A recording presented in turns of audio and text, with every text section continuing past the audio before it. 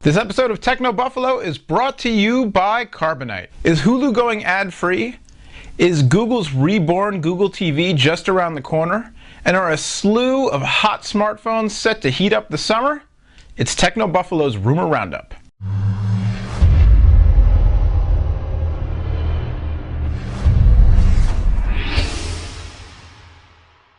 Hey, what's going on, everybody? I'm Noah Kravitz, editor-at-large for Techno Buffalo, and this is the Rumor Roundup for today, Friday, August 5th, 2011. First off, a tweet. Yeah, it's always tweets causing these rumors. A tweet from the official Hulu support account has people wondering if the online TV service is gearing up to launch another pricing plan, this one without ads.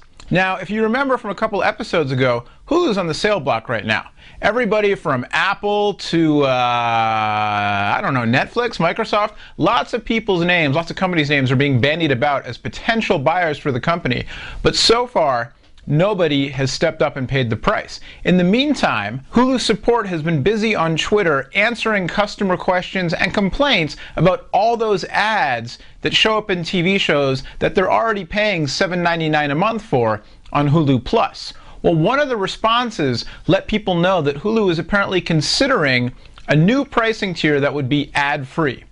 Now, it was just a couple months ago that Hulu knocked the price of Hulu Plus down from $10 a month to $7.99, so maybe they'll reinstitute the $9.99 a month plan, but have it be totally ad-free, which I personally would like. I can't stand, especially because the online ads, it's not just Hulu, but ads on online TV, oftentimes you'll see the same ad every time. So it's bad enough that, especially if you're paying for the content, there's no way to skip the ad. But if I have to see the same "I can't believe it's not butter" ad, or whatever ad it is, no offense to "I can't believe it's not butter," over and over again during an old episode of the OC, I just can't stand it. Anyway, this also comes just days after Fox announced that they're going to be instituting a paywall to ensure that only verified cable subscribers get next-day access to Fox shows online. Everybody else is going to have to wait a few additional days. So, interesting to see what Hulu does now.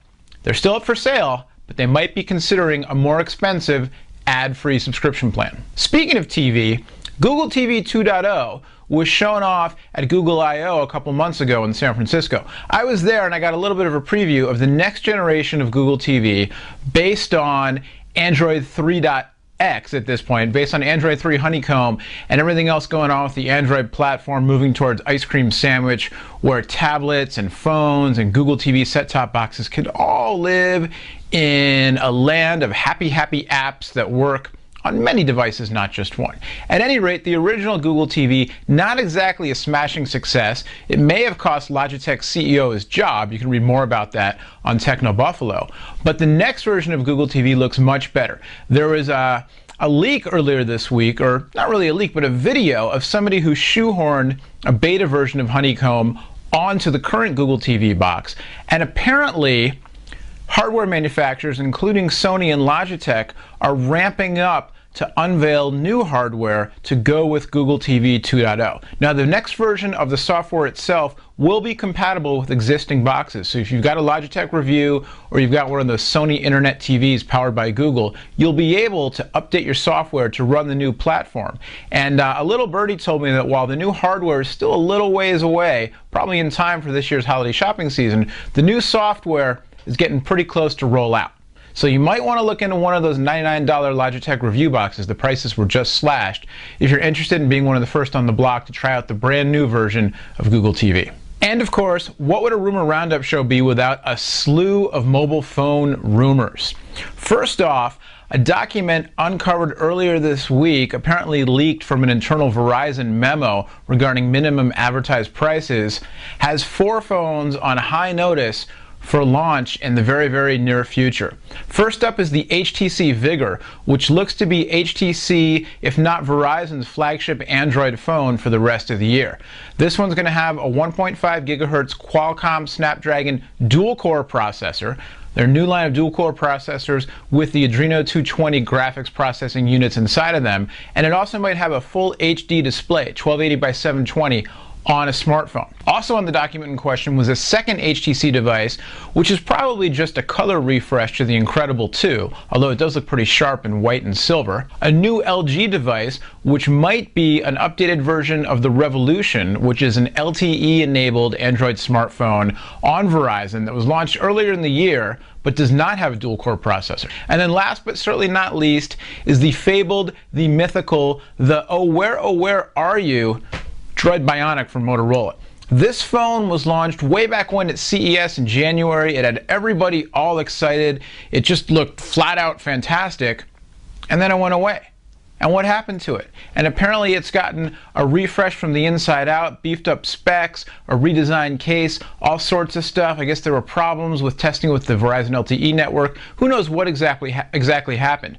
But it showed up on this recent document. There's some specs kicking around. One nice thing is that it's apparently going to launch with Android 2.3.4 Gingerbread on board instead of 2.2 Froyo, which if you know what that means, you know why you're excited.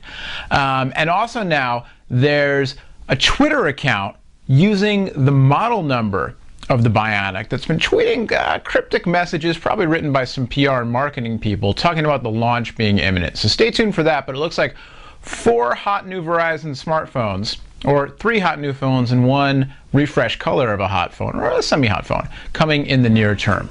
You know, computer disasters eventually happen to everyone.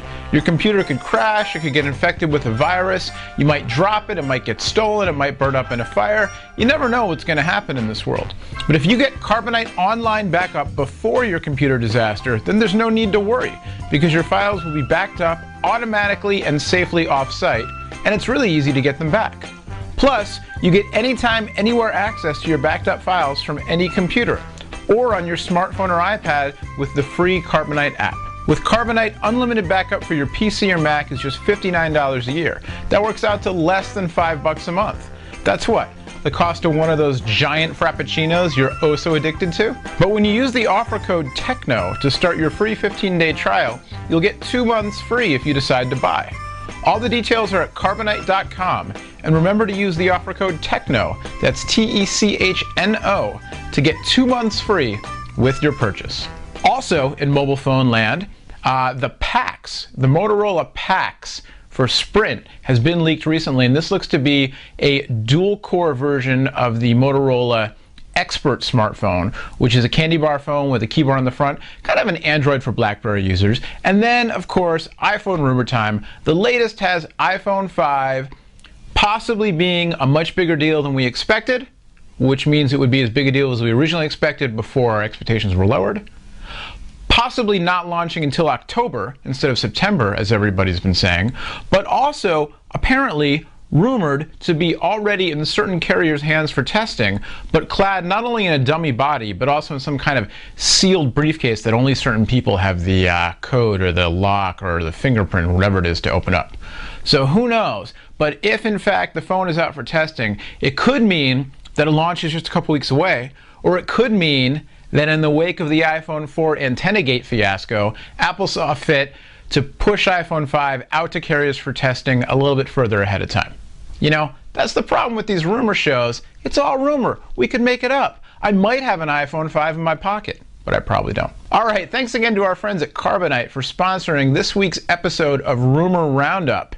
That's all we got for this week. Until next time, my name's Noah. You can find out much more about all these and all the other stories going on in the tech world at technobuffalo.com. And of course, tune in to Ask the Buffalo and What's the Apps. New Techno Buffalo content on Revision 3 every Monday, Wednesday, and Friday. That's 3 times a week. 3 for Revision 3. See how that works out? Till next time, we'll see you later. Bye-bye.